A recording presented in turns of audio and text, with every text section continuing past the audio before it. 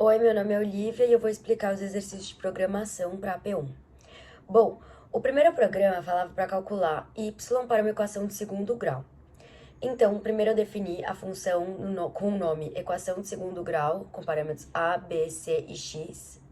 E na primeira linha do bloco da função, eu defini a variável y, que guarda o resultado da expressão em uma função de segundo grau. O operador asterisco asterisco em Python realiza potência, enquanto que somente um asterisco é multiplicação. Então, y igual a vezes x potência de 2 mais b vezes x mais c. E ao final da minha função, ele retorna o resultado armazenado em y, return y. Já no início do código, eu defini os coeficientes da equação e cada um dos coeficientes é lido por input, e o valor digitado pelo usuário é interpretado como uma string. Por isso, precisamos fazer a conversão com a função float para poder realizar operações com o coeficiente. Por exemplo, a igual a float input digite a, bb igual a float input digite b, digite c, digite x. Depois eu declaro a variável r recebendo o resultado obtido na função chamada equação de segundo grau, em que AA, BB, CC e XX são argumentos da função. E ao final, print para a saída dos dados do conteúdo armazenado na variável R. Bom, no segundo exercício, como o enunciado pede que haja uma correspondência entre o mês e um número, seu código, começo declarando variáveis com os nomes dos meses e atribuindo os códigos correspondentes em forma de string. Janeiro igual a 1, fevereiro igual a 2, março igual a 3, e assim vai indo. Peço por input para o usuário digitar um número do mês e armazeno a string recebida na variável A. Em seguida, comparo o valor armazenado na variável A com códigos 1, 2, 3, etc. até 12. Se a comparação da expressão lógica resultar em true, eu dou print do mês correspondente ao código. Caso contrário, testo a próxima expressão elif e sigo testando enquanto não obtenho nenhum resultado true.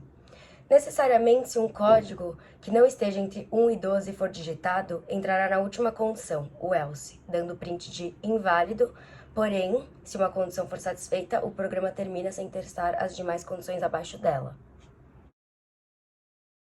No terceiro exercício, tem um enunciado de um cardápio de uma lanchonete e ele pede para eu fazer um programa que leia o código dos itens, pedidos e as quantidades desejadas, calcule e mostre o valor a ser pago por item, preço versus quantidade e o total geral do pedido. Considere que o cliente deve informar quando o pedido deve ser encerrado com código 0. Bom, eu inicio atribuindo a uma variável soma o valor inicial 0, soma igual a 0. Peço por input para que o usuário informe o código do alimento desejado, e esse valor recebido por input é interpretado como uma string, então já converto para inteiro, usando a função int, e armazenando o resultado na variável i. Novamente, peço por input a quantidade e realizo o mesmo processo descrito anteriormente. Como o enunciado pede, só realizo o loop enquanto o meu i for diferente de 0. Quando o usuário digitar 0, meu programa finaliza o loop de perguntas. E com o valor armazenado em i, comparo cada uma dos possíveis códigos de produtos, e se a comparação resultar em true, entro no bloco de código correspondente e realizo as operações internas, que sempre são atualizar a variável soma, com o valor total gasto, com o produto de código igual a i, e também mostro o valor gasto com o produto com print. E ao final de cada loop, peço ao usuário as mesmas informações pedidas no começo. Caso o i informado seja 0, meu programa sai do loop. E ao final, mostra a soma do total dos pedidos, print e soma. Bom, no exercício do CPF, eu inicio definindo a função de validação do CPF, que recebe o parâmetro CPF e uma lista de dígitos. Cada um dos 11 dígitos dessa lista é armazenado em variáveis separadas.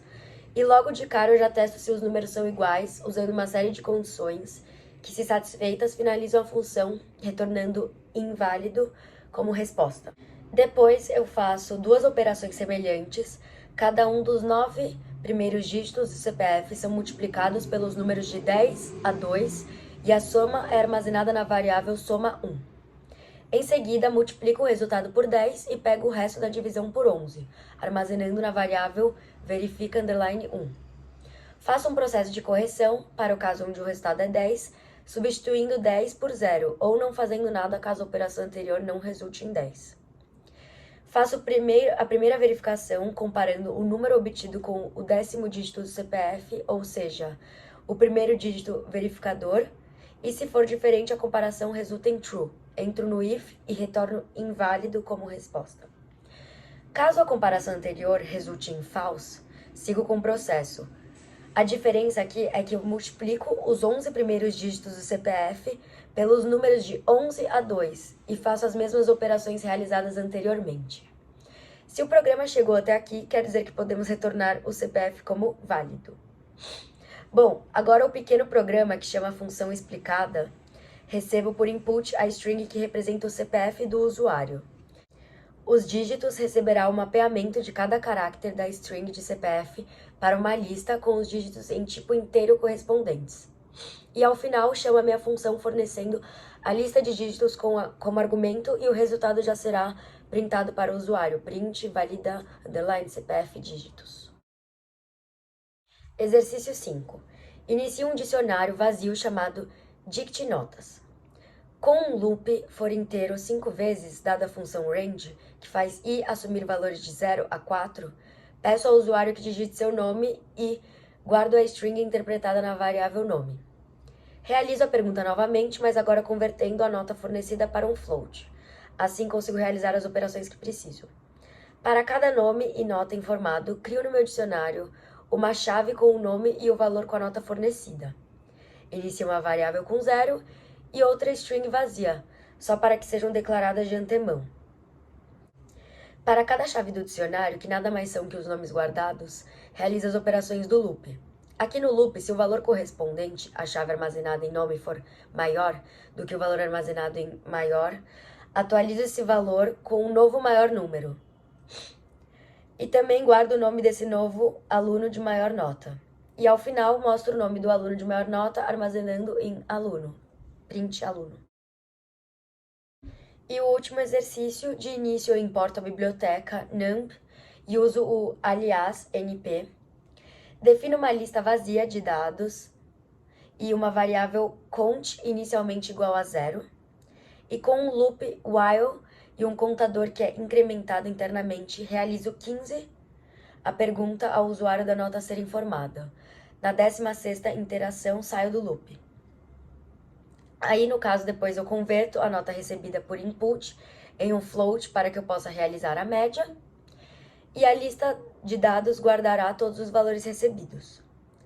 E, por fim, uso um método do nump para calcular a média da lista criada e mostro o resultado por print. Print, entre parênteses, np.min dados.